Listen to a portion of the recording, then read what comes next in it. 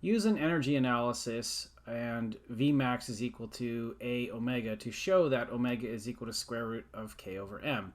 So this is an alternative way of arriving at this result to using forces. It may not be fully honest though, because using the result Vmax is equal to A omega tacitly assumes that the type of motion that a mass on a spring is in is harmonic motion. So using forces, that actually comes out quite naturally. But in this case, using this formula, we've already assumed that it is doing that. So again, that might be considered cheating in some way. The way I'd like to set this up is I'm going to put a mass on the end of a spring. So here's that mass. And the spring's got to be connected to something. So we'll put some kind of rigid wall here for it to be connected to. And maybe the mass can be sliding on some kind of frictionless surface here. Or we could just turn gravity off, right, if we had that power.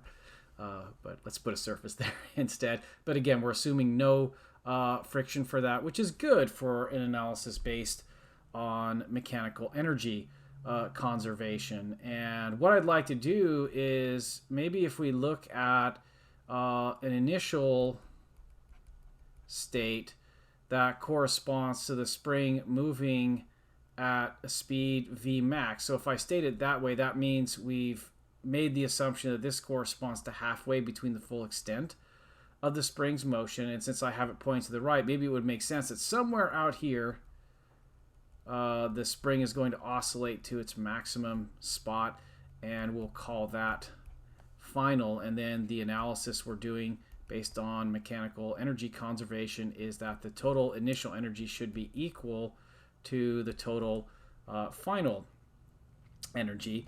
And in this case, since this is halfway, the spring is not actually stretched or compressed there. The mass is moving with a velocity v max, so I think the energy there is entirely comprised of kinetic energy. So that would be 1/2 mv squared, and it's appropriate, I think, to subscript this v with max because this really is the speed that I described in the picture here for the initial state.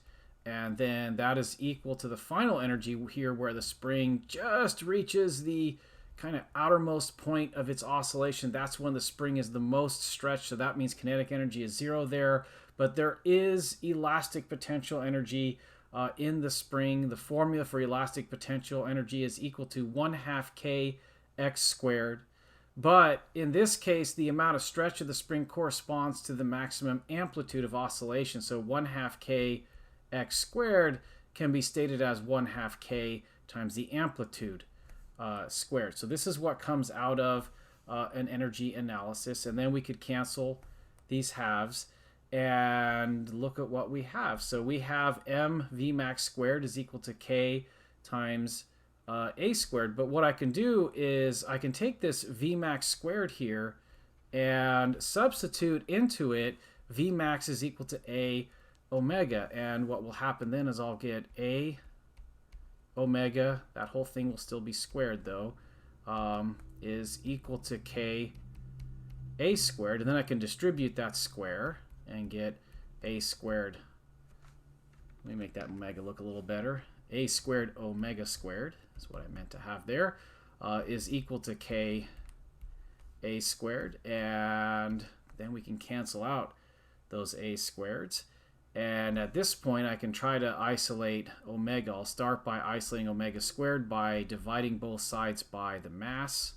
So omega squared is equal to k over m. And now I can square root both sides to arrive at the result I wanted to get to. So that's a lot easier, it turns out, than solving a differential equation. So even though it's cheating because we tacitly assumed that this thing was moving in perfect harmonic motion, but really the physics of energy doesn't actually prove that. So again, a little bit of a cheat, but nevertheless a quick way to get to this result if you had to get there because maybe you didn't have other information and for some reason you forgot this formula. That's maybe one of the neat things about knowing about energy. Of course, it's probably easier to just know this formula or look it up.